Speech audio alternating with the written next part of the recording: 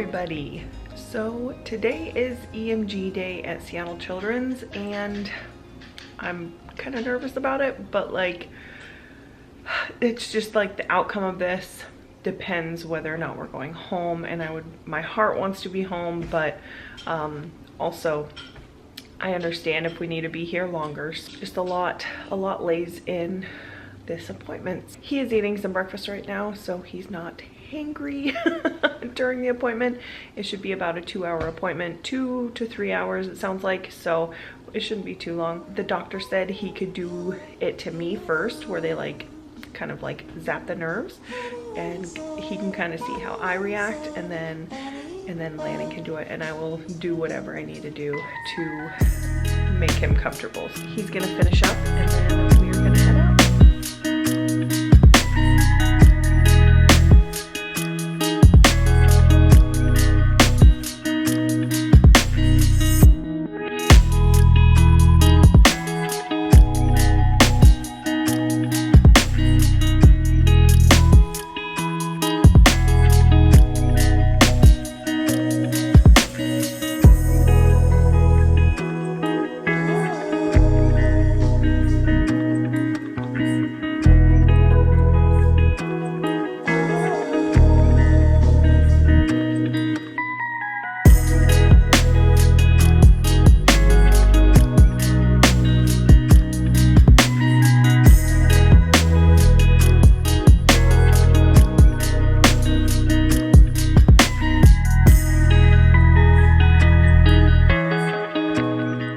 Landon, Violett? Little 9 o'clock neurology. Yeah.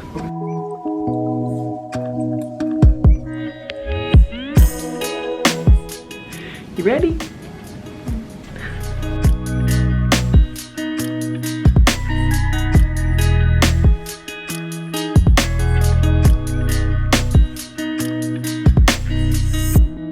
Alright guys, so I'm gonna walk you through what like happened during the whole appointment.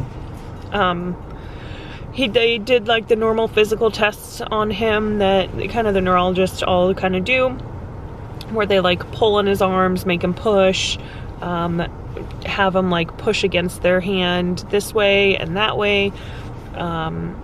Same with his feet. They went over the whole, journey that he's been on, and when we first noticed it, to every step during the way. And then he did the EMG, which was very uncomfortable, but it was very short because his nerves were not responding like they should. So because of multiple reasons in his history and all the symptoms that we have seen, they have diagnosed him with CIPD, which is an autoimmune that attacks your nerves. The treatment for that is going to be similar to what he had in Anchorage. The antibody medication, he's not going to be on steroids yet. They don't want to put him on steroids unless they have to, but the antibody treatment, he's going to be given every 3 weeks for months, possibly years, until we can kind of get his immune system to settle down.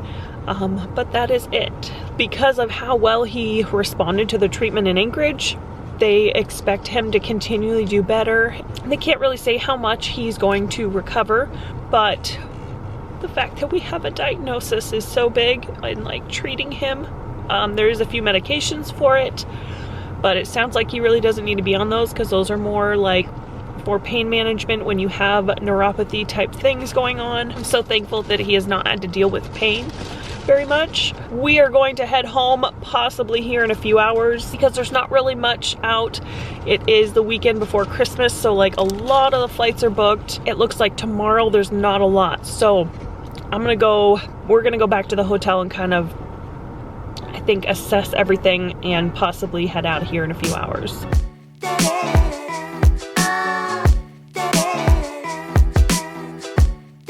Okay guys, I have not explained everything that happened in Seattle quite yet. My nose is all red from wearing a mask the whole time. We are at the airport. I will update on everything, but basically after the appointment we got the go ahead to come home. So we literally ran to the hotel, threw everything in a bag. I booked the flight and barely had enough time, like probably had like 10 minutes to spare. But we made it. But we made it. I can't believe we made it. Oh my gosh. I was literally drenched in sweat. It was disgusting. Because I was like running while I had like my bag that was like 50 pounds. His bag was in his lap. He like fell out of the chair, which I felt so bad because we were like running and then we hit like a bump. He was fine, but like it was literally insane. I will update you guys when I get home. How you feeling? I'm right. What did you think about the EMG? Wait, chew your food first. What did you think about the EMG? Hello everybody. It has been a long time since I've picked up the camera and talked to you guys. That was actually filmed about a month ago. That was right before Christmas, and it has taken some time to like process everything that's happened, and I'm still not like 100% sure on how I feel about it. Anyways, I am going to explain everything that happened at the appointment and then what the diagnosis is that we got for him. The appointment that day was pretty nerve-wracking just because a lot fell on that and we weren't sure how long we were going to be down there, how much testing he was going to have done. So a lot fell on the results of the EMG. The appointment went really well, good and bad. But the EMG itself was pretty rough on Landon. The doctor came into the room and just kind of asked like all the questions all over again. Like they were so thorough at Seattle Children's. As like frustrating as it is to like repeat yourself a gazillion times, it is also comforting knowing that like they don't want to miss anything. So if you're going through a situation and you're like so tired of explaining what's going on to every doctor, just know that they are trying to make sure it's as thorough as possible, and that another doctor maybe didn't miss information and not put it down. So he did the EMG, which like I said, was pretty rough on Landon. It was just torture. Did that, and then also did, I don't know if it's part of the EMG or they always do this, but they kind of like, it was like a tiny little microphone, basically is how he explained it, but it's a needle that he put into his muscle in his foot, and he was supposed to relax it and then kind of tighten his muscle. He got done with that, and it wasn't very long, to tell you the truth, because his nerves were not responding the way that they're supposed to respond. And that, along with a lot of other stuff in his medical history, diagnosed him with what is called CIDP. It is something that is extremely rare in children, but it does happen. Basically, what he told me he has is a type of autoimmune, and what it's doing is attacking his nerves. So originally they thought it was autoimmune, that it was attacking his spine, but that was not the case. One of the things that amazes me in all of this is the treatment that Landon needs is called IVIG, and he needs it every 3 weeks for quite a while. The thing that amazes me is that in Anchorage, they thought they saw spinal cord damage, which they thought was autoimmune. That spinal cord damage never existed. Even though Providence in Anchorage treated him for something that didn't exist, it was still the treatment that he actually needs, which is just mind-blowing to me because, like I said, the spinal cord damage never existed. It was just a bad MRI. So that to me is just crazy. So like I said, he's going to be getting those infusions. What that entails is we go into the hospital, and it's not just like an injection where he like gets it and leaves. It is an infusion. So he gets hooked up to an IV. He gets a bag of saline. He gets his treatment. Last time it was, I think, 5 or 6 hours, and then we go home. He did start his first treatment on December 31st. The infusion day was really well. He did just fine, no reactions really. He was good, and then the following day, he was just miserable. He had nausea, vomiting, diarrhea. Like he was flush, he was just miserable. I ended up calling the doctor to make sure like it was okay, like is this normal, because he was just completely sick. And that didn't happen when we had it in Anchorage, and it was a much larger dose in Anchorage. So I was just kind of confused. But with the treatment that he's getting, he gets what's called pre-meds, which he is going to be getting like Tylenol and Benadryl before he gets his treatment. And they decided to not do the Benadryl just to see if he did okay with that, because they don't want to put more medication in him than he actually needs. And I was totally okay with that. But now that he's had the treatment and it did not go so well, we decided to go ahead and give him the Benadryl, his next treatment, which is actually coming up this Thursday. Even though he had such a hard time after his IVIG, he is so encouraged because, again, just like when we were in Anchorage, he got the IVIG treatment and he was just doing things that he has not been able to do in a long time. And he was able to go on his tiptoes, which is something he hasn't been able to do in a while. And then he was able to run across the room, which, you know, it's not like a full sprint, but like there was actually run. It wasn't like before. Even when he had all of his abilities, it was kind of like he was running in place, like his muscles just weren't doing what they were supposed to do. And he actually was able to run from one side of the room to the other. So he is so encouraged by the strength he is gaining. We have him in physical therapy twice a week. We decided that that needs to be his focus right now. His treatment and his physical therapy are huge. We did pull him out of physical therapy for a little while just because financially we were scared. And we wanted to figure out what was going on to be able to treat him and kind of put our energy into that. But now that physical therapy is so, so important to getting his strength back. We want him to be able to be a normal 8-year-old this summer. And that's what we're kind of hoping for. So I already filmed this once and I cried way too much. And I'm trying not to cry. As most of you know that have been around for a while, I'm a pretty positive person and I like to see the good in things. But I am really struggling with a few things in this. One is accepting. If you saw him and you saw how fast he was declining, it was hard not to go to those hard places. And after all the roller coaster of the whole thing, I have kind of hardened my heart a little bit of like, it almost seems too good to be true. I just don't think mentally I have like fully accepted that that is what's going on. But logically, I have seen him. I have seen him improve. I have seen him gain physical strength. The things that he has done since he got the original IVIG is like miraculous. It was truly a Christmas miracle, like the week before Christmas, and we got news that it was not something that was going to take him away from us any sooner. And it was just a lot to deal with. And it's just been hard to switch my mind over to that. And that leads me to like a little bit of guilt. I know there's so many parents out there that are not going to get good news. That breaks my heart and I have guilt over that, even though it's nothing I can control. The only way I can explain like everything that has gone on is like truly a miracle, and every single prayer that went up truly has made a difference in our little boy's life. Like I said, it's just something that is hard to switch my mind over, to go from we weren't sure how long we had with our child to, okay, what can we do for him?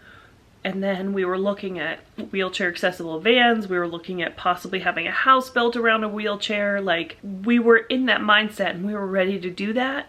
And that was a lot to wrap our minds around. Into now we're going into like, your kid's gonna be okay. Still very hard. And mentally I feel like I still need to be fighting for him. It was a few months of just being his advocate and trying to figure out what the best thing for him was and who could see him and how we could figure out what was going on. It was just an uphill battle and then it just stopped. I am so, so grateful for how good he's doing. I'm not gonna lie, every time he does something that he wasn't able to do before, it's very overwhelming and I am so grateful. I did vlog his first treatment day. That is the only thing I have vlogged in the last month. It's something I wanted to document. Having this vlog and having you guys to talk to and giving me a reason to talk about it. It is so therapeutic for me to sit down, talk about it, cry. Like I said, I already filmed this once and I literally was like bawling tears, could not talk, and I just didn't use the footage. But at the same time, it was so good for me to sit down, talk about it, talk about how I was feeling. And now, at least I wasn't a complete blubbering mess, but it is still very raw. So, all right, I wish I was more positive in this because you guys know I am a very positive person most of the time, but I'm just struggling in like accepting this. I think every time he gets a treatment and we see him to continue to get better, it'll sink in a little bit more every time. I do want to say a huge thank you to everybody. Having this community here with all of you and having you support us and having the prayers go up that went up for him meant so much in all of this. I had people praying all over the world, and that to me is huge. This has been a humbling experience, and this has also been very eye-opening. In a world that seems like there's so much nastiness and hate and division, I have seen some of the biggest blessings in my entire life during this whole process. Something that I want to do is sit down and write every blessing that happened during this time. As little as upgrading our hotel in Seattle was such a blessing, and even though that man probably just did it because it was a pretty empty hotel, he had no idea the impact that it would have on us. And there was a lot of stuff. I think I talked about this before, but a few days before we left for Seattle, I went to Costco right before we left for Seattle. It was like 3 days before. It was on a Friday night, and I pushed my cart to the little cart return area, and I had left my wallet in there, and I walked back to my car. The cart guy had seen me push it in there, grabbed my wallet and brought it over to me. And even though that might seem like a normal thing, and that is very normal for Fairbanks, he could have easily made the decision to take that had cash in it and not return it to me. He made the decision to bring it back to me, and that meant more than he could ever know. We were leaving the next Monday, and I had no idea how I was even going to get a new ID, if I had to get a new ID to fly, and just the mess that would have made if he would not have made that decision is so huge. Life can be so daunting and dark, but when you choose to see those good things and those little lights in such a dark time in your life, it truly does make a big difference on a bad situations. That's just something I wanted to talk about. Like I said, Landon is going to be getting treatment every 3 weeks for the first 3 or 4 months. And then we're going to try to space him out if we don't see a lot of decline in him. He is expected to make a pretty full recovery. Most of his nerves were responding, so the muscular neurologist at Seattle Children's does not think that he's going to end up with any super long-term stuff. From what it sounded like, obviously he can't know 100%, but he was pretty positive that he was going to do pretty well. He is definitely not 100%, but he is just so much better, and the physical therapist is so wonderful. I know I've talked about them a lot, but they have been so huge during this whole thing. They are the main reason I decided to get him looked at again, and they have been unbelievably supportive and giving me information on wheelchairs and just above and beyond what you'd think a physical therapist would do. They have been a constant during all this, which has been nice because it was a lot of up and down, and I just truly appreciate them a lot. If you are in the Fairbanks area and you need physical therapy for your children, please go check out Building Blocks. This is absolutely not sponsored. They have not given me anything for free. This is truly just like They are fantastic. I love the fact that it is pediatric, so they're kid-based. They have fun when they're there. They don't feel like they're doing work because they're having fun. It's just a wonderful place if your kid needs physical therapy. All right, this has gotten pretty long, but I wanted to get this out there. I think I'm going to edit the first treatment, and I have no idea what kind of footage I got because it was just kind of us sitting around the hospital mostly, but that might be next. And then I would like to continue on regular vlogs. Thank you guys for not only watching this video, but following along on his journey and my family's journey, and I just appreciate all of you so much. So thank you for watching, and we will see you in the next video. Bye.